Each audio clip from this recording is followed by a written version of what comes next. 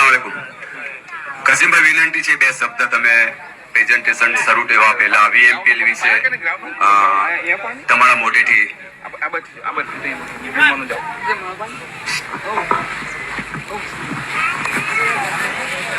अस्सलामु अलैकुम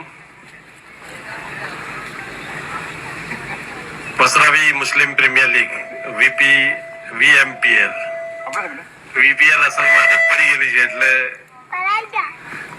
મોરા પર વીપીએલ એવું ચડી ગયેલું છે કે વારંવાર પણ ઇન્શાલ્લાહ આ લીગ પણ એ મકામ પર પહોંચે કે એક દિવસ એવો આપે કે વીપીએલ બોલવાની ટ્રાય કરે તો વીએમપીએલ મોડા પર આવી જાય. આજની આ ફાઇનલ પ્રેઝન્ટેશન સેરેમનીમાં અત્રે ઉપસ્થિત આમંત્રિત મહેમાનો, વિદેશથી પધારેલ મહેમાનો, આજુબાજુ ગામમાંથી પધારેલ ક્રિકેટ પ્રેમી મિત્રો અને વસરાવી ગામના નવયુવાન ક્રિકેટર મિત્રો, ઘણી જ ખુશીની વાત છે, આનંદની વાત છે. 2 દિવસ પહેલા પરમ દિવસે હું અત્યારે એક મેચ માટે ઉપસ્થિત હતો ત્યારે પણ મેં કહેલું અને ફરી એક વાત એ વાતને જ દોહરાવું છું કે બહુ સારી વાત છે. રમઝાનનો મુબારક મહિનો પૂરો થયો અને ત્યાર પછી જનરલી આપણે જોતા હોઈએ છીએ કે લોકો ઈદના મૂડમાં હોય છે, પરંતુ આપણી ઈદ અને સ્પેશિયલી ખુશૂસી રીતે આપણા નવયુવાનોની ઈદ ક્યાં ગુજરે છે આપણે સારી રીતે વાકેફ છીએ. કેટલા લોકો સિનેમા ઘરોને આબાદ કરતા હોય છે, કેટલાક લોકો પાર્કોમાં પહોંચે છે. અત્યારે નજીકના જે ગામની કારગુજારી મારી સામે આવી છે કે નજીકના કોઈ જગ્યાએ પાર્કમાં ગયેલા, ત્યાં આગળ કોઈક મસ્કરી કરી અને તેમાં તોફાન થયું. અલ્લાહ હિફાજત કરી કે બહુ આગળ નહીં વહીતું.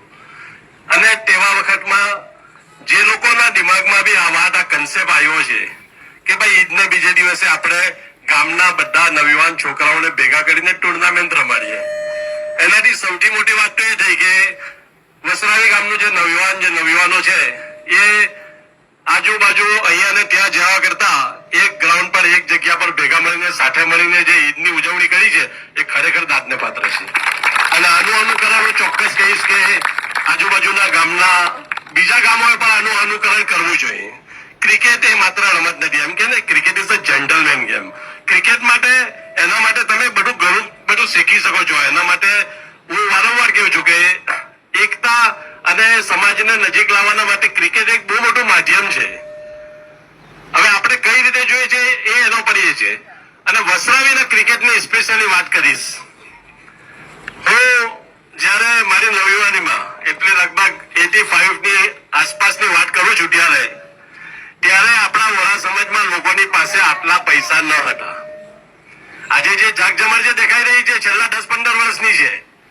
આજે 10-15 વર્ષમાં અલ્હમ્દુલિલ્લાહ સમાજને અને સ્પેશિયલી આપણા વિસ્તારના ગામોને જે અલ્લાહે નવાજેલા છે છેલ્લા 10-15 વર્ષમાં એની ઝલક દેખાઈ રહેલી છે. પરંતુ તમે ફ્લેશબેક પાછળ જાઓ, કદાચ આ મોટા ભાગના જે નવયુવાન મિત્રો બેઠા છે એને પાછળની હિસ્ટ્રી ખબર નહીં હોય, પરંતુ વારે તહેવારે આપણે જયારે ભેગા થતા હોઈએ ત્યારે આપણે આપણી હિસ્ટ્રી આપણા નવયુવાનોને, આપણા નવા જનરેશનની સામે મૂકવી જોઈએ. ત્યારે 85 નો દોર એવો હતો કે લોકોની પાસે એટલા પૈસા ન હતા અને તે જમાનામાં ત્યારે પણ વસરાવીમાં એક જ નામ ગુંજતું હતું અને તે હતું બદાત બ્રધર્સ.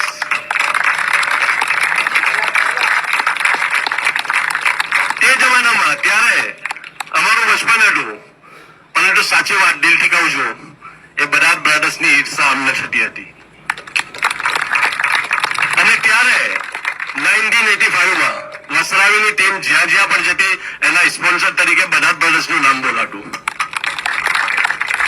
અને વસરાવીના જે મોટા ભાગના કામો પર થતા એ પણ બદાત બ્રધર્સના થ્રુ થતા.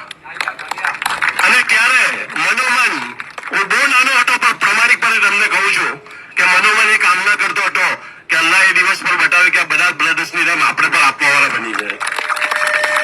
એટલે આપણું વિઝન, આપણી નિયત સાફ હોવી જોઈએ કે આપણે આપણી જાત આપણા ગામના માટે કામ લાગી જાય.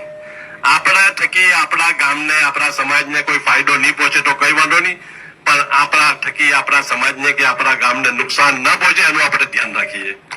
અને વસરાવી અલ્હમ્દુલિલ્લાહ વારંવાર વસરાવીમાં જે સખાવતનો દોર ચાલેલો છે, બદાત બ્રધર્સ પછી back to back Talwala brothers, TNB brothers, એવું કઈ જરૂરી નથી કે દરેક જગ્યાએ હાજરી હોવી જ જોઈએ, પણ એ લોકો કન્ટિન્યુઅસ એ જે વસ્તુ છે એ કન્ટિન્યુઅસ કરી રહ્યા છે.